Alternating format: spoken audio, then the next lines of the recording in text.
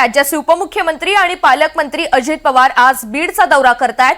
काल सोलापूरमधील नुकसानाची पाहणी केल्यानंतर आज सकाळी 6 वाजल्यापासून पवार यांनी बीडमधील नुकसानाची पाहणी करायला सुरुवात केली आहे। दरम्यान बीडमध्ये अतिवृष्टीमुळे प्रचंड नुकसान झालंय।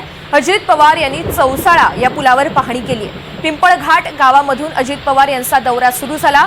हिंगणी खुर्द, खोकरमोहा, येवलवाडी या गावामध्ये अजित पवार पाहणी करणार आहेत। तर आज अजित पवार यांचा बीड दौरा आहे। विविध भागामध्ये ते आज गावांमध्ये जाऊन पाहणी करणार आहेत। गावकऱ्यांशी ते संवाद साधतील। नेमकं किती नुकसान झालेलं आहे, कुठे कुठे विभागाला या पुराचा फटका बसलेला आहे, या सगळ्या संदर्भातली सविस्तर माहिती शेतकऱ्यांच्या बांधावर जाऊन ते जाणून घेणार आहेत।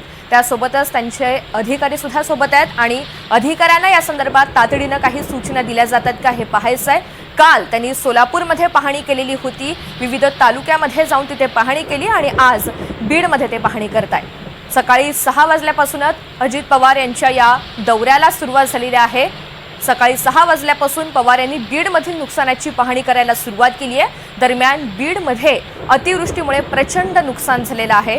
शेती पिकं बाधित झालेली आहेत, त्याचबरोबर घरांचं सुद्धा मोठ्या प्रमाणात नुकसान झालंय। अजित पवार यांनी चौसाळा या पुलावर आज पाहणी केली आहे। आकाश सावंत आपल्या सोबत आहेत, अधिकची माहिती त्यांच्याकडून जाणून घेऊयात। आकाश, आतापर्यंत अजित पवार यांनी कोणकोणत्या विभागाची पाहणी केली आणि पुढचा दौरा कसा आहे?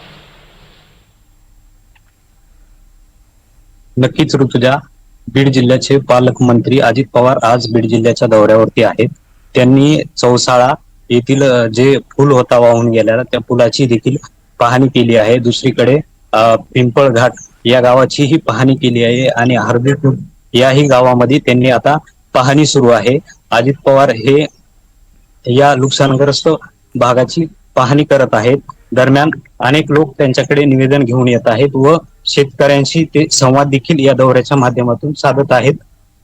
नेमका अजित पवार आता या बीडच्या पाहणीनंतर प्रशासकीय अधिकाऱ्यांना काय आदेश देणार आणि शेतकऱ्यांना कशी मदत देणार याकडे आता बीड जिल्ह्यातील शेतकऱ्यांचं लक्ष लागलं आहे। अगदी धन्यवाद सविस्तर माहितीसाठी।